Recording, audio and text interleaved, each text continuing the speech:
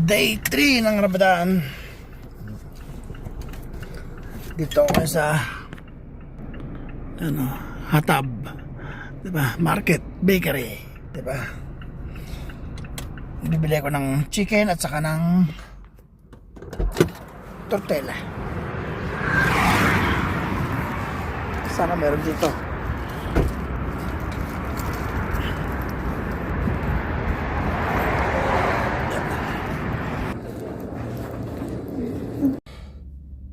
Yan ang problema. Wala silang tortilla. Ako ng tindahan. Ano ba sa bila? Okay.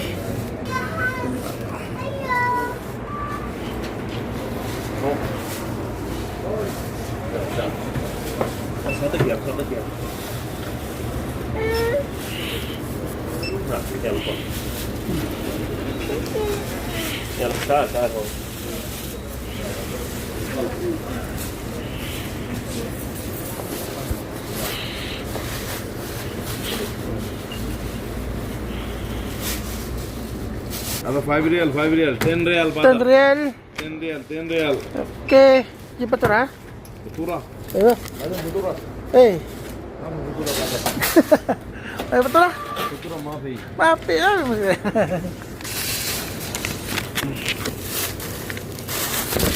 Okay, syukran. Azwan. Sad.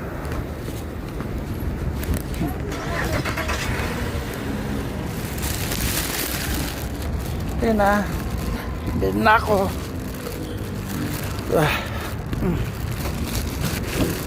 Dapat dito na pala ako bumili ng manok. Nagdalawang tindahan pa tabi ako. Problema, nasan yung ano? Save mo isa. Saan ko nalagay?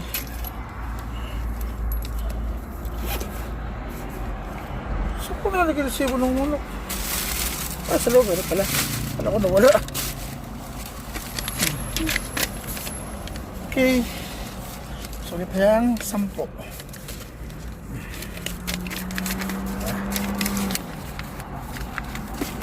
Okay. Okay. Day 3 ng Ramadan. At pupunta na ako ng masjid. May dala ako sa sasakyan. Kasi may dala akong juice. 2 galon sa likod.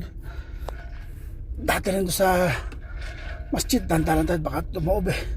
Mahirap na.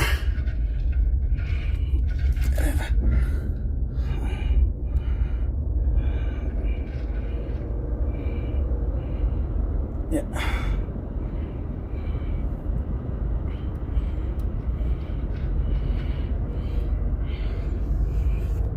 Aga-aga ako ngayon.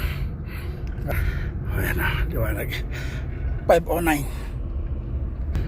Diba? Hila ko na itong Diyos. Kakauwi ko lang mga lads. Nakakuha naman ako ng pagkain. Day 3. Yan. Ano siya? Laham. Beef. Yan na, diba? Hindi alam kung beef siya o tupa. Ano? Diba? Yan ako ngayon. Aray na naman sa gout. Yan nakuha natin yan. Diba? Day 3. Diba? Nakaka 3 araw ng libre yung pagkain. Okay.